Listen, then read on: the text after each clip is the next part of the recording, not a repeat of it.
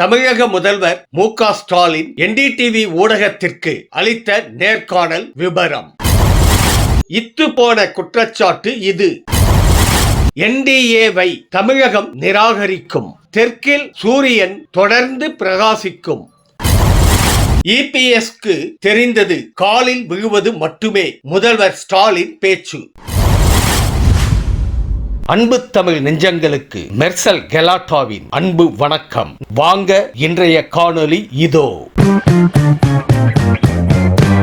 1952 வருடம் முதல் தமிழகத்தில் தொடர்ந்து 3 முறை காங்கிரஸ் ஆட்சியில் இருந்த நிலையில் அண்ணாவால் துவங்கப்பட்ட திமுக 1967 ஆட்சிக்கு வந்தது. அண்ணாவின் மறைவுக்கு பின் கலைஞர் கருணாநிதி திமுகவின் தலைவராகவும் முதலமைச்சராகவும் மாறினார். தமிழகத்தில் பல வருடங்கள் கலைஞர் கருணாநிதி முதல்வராக இருந்தார். அவருக்கு பிறகு அவரின் மகன் மு.க. ஸ்டாலின் அரசியலுக்கு வந்தார். தற்போது முதல்வர் மு.க. ஸ்டாலினின் மகன் உதயநிதி ஸ்டாலினும் அரசியலுக்கு வந்திருக்கிறார். ஒரு பக்கம் அதிமுக, நாம் தமிழர் கட்சி போன்ற கட்சிகள் திமுகவை தொடர்ந்து ஊழல் கட்சி, வாரிசு அரசியல் என விமர்சித்து வருகிறார்கள்.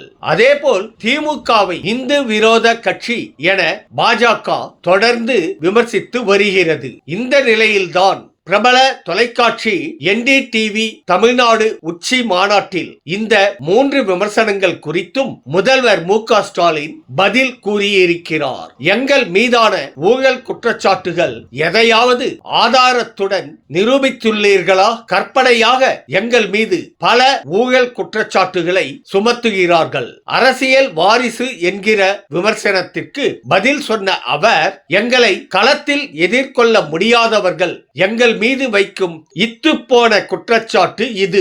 அரசியலுக்கு யார் வேண்டுமானாலும் வரலாம், ஆனால் மக்களின் நம்பிக்கையை பெற்று வாக்குகளை பெற்றால் மட்டுமே வெற்றி பெற முடியும் என அழுத்தம் திருத்தமாக கூறியுள்ளார் முதல்வர். அதேபோல் பாஜக தங்கள் மீது சுமத்தும் இந்து விரோத கட்சி விமர்சனத்திற்கு பதில் சொன்ன முதல்வர் மு.க. ஸ்டாலின், பாஜக ஆளும் மாநிலங்களிலேயே இல்லாத அளவுக்கு நாங்கள் பொறுப்பேற்றது முதல் இப்போது வரை 4000 கோயில்களுக்கு குடமுழுக்கு செய்துள்ளோம். இதனால் உண்மையான பக்தர்கள் மகிழ்ச்சி அடைகிறார்கள். இந்து விரோதம் என்பது பொய்யான குற்றச்சாட்டு என முதல்வர் தெரிவித்துள்ளார்.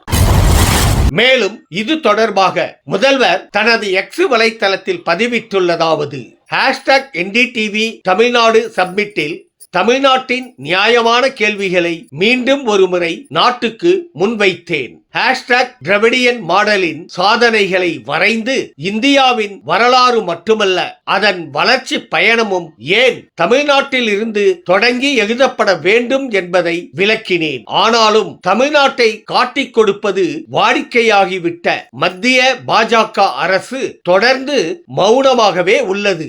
ஊழல்வாதிகளை அச்சுறுத்தி பாஜகவின் அரசியல் துணி துவைக்கும் இயந்திரத்தின் மூலம் அவர்களை இயக்குவதன் மூலம் இணைக்கப்பட்ட இந்த NDA-வை தமிழகம் நிராகரிக்கும். தெற்கில் சூரியன் தொடர்ந்து பிரகாசிக்கும் என முதல்வர் தனது எக்ஸ் வலைத்தளத்தில் பதிவிட்டுள்ளார். NDTV ஊடகத்திற்கு முதல்வர் ஸ்டாலின் அளித்த நேர்காணலின் வீடியோ இதோ உங்களுக்காக.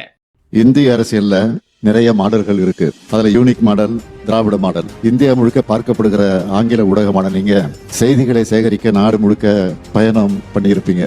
உங்களால தமிழ்நாட்டுக்கும் இந்தியாவோட பிற பகுதிகளுக்கும் இருக்கிற வேறுபாட்டை நிச்சயம் நீங்கள் உணர்ந்திருக்க முடியும். தமிழ்நாட்டை பொறுத்த வரைக்கும் எல்லா மாவட்டங்களும் 2ஆம் நிலை 3ஆம் நிலை நகரங்களும் ஊரக பகுதியில் கூட வளர்ச்சி அடைந்திருக்கு. நான் அடிக்கடி சொல்வேன், இந்திய துணைக்கண்டத்தோட வரலாறு தமிழ்நாட்டில இருந்து தான் எழுதப்படணும்னு. அதே போல வளர்ச்சியும் தெற்குல தமிழ்நாட்டை தொடங்கி தான் எழுதப்படணும்.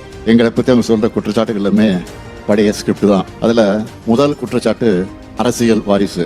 யாரு வேண்டுமானாலும் அரசியலுக்கு வரலாம், ஆனா யார் வந்தாலும் அவங்கள மக்களுக்கு முன்னாடி நின்று அவங்க நம்பிக்கையை பெற்று ஓட்டு வாங்கினா மட்டும்தான் வெற்றி பெற முடியும்.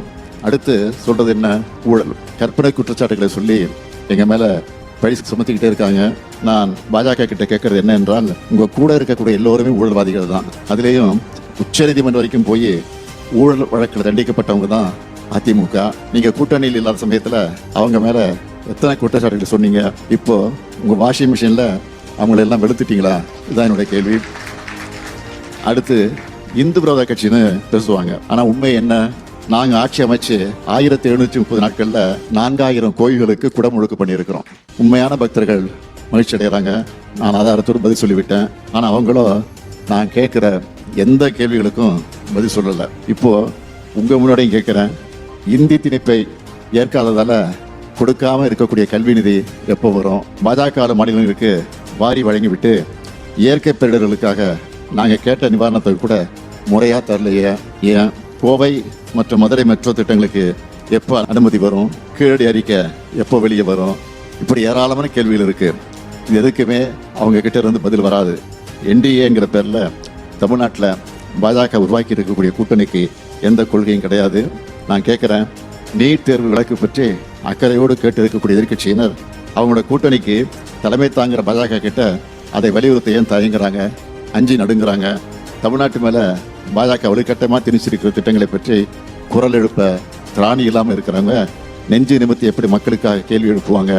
தமிழ்நாட்டோட தன்மானத்தை காக்க எப்படி தலை நிமிர்ந்து பேசுவாங்க?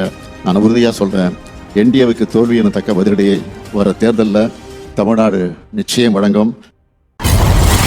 இபிஎஸ்க்கு தெரிந்தது காலில் விழுவது மட்டுமே. முதல்வர் ஸ்டாலின் பேச்சு. முஸ்லிம்களுக்கு எதிராக இபிஎஸ் செயல்படுகிறார் என முதல்வர் ஸ்டாலின் சாடியுள்ளார். அவருக்கு தெரிந்தது காலில் விழுவது, காலை வாரி விடுவது மட்டும்தான் என்ற அவர், அதிமுக ஆதரவால் தான் 2019 பாஜக அரசு குடியுரிமை சட்ட மசோதாவை ராஜ்யசபாவில் நிறைவேற்றியது என்றார். மேலும் தற்போது ஒரே மேடையில் நிற்கும் அந்த மக்கள் விரோத கூட்டணியை ஒட்டு மொத்தமாக விரட்டும் கடமை அனைவருக்கும் உள்ளது எனவும் தெரிவித்துள்ளார்.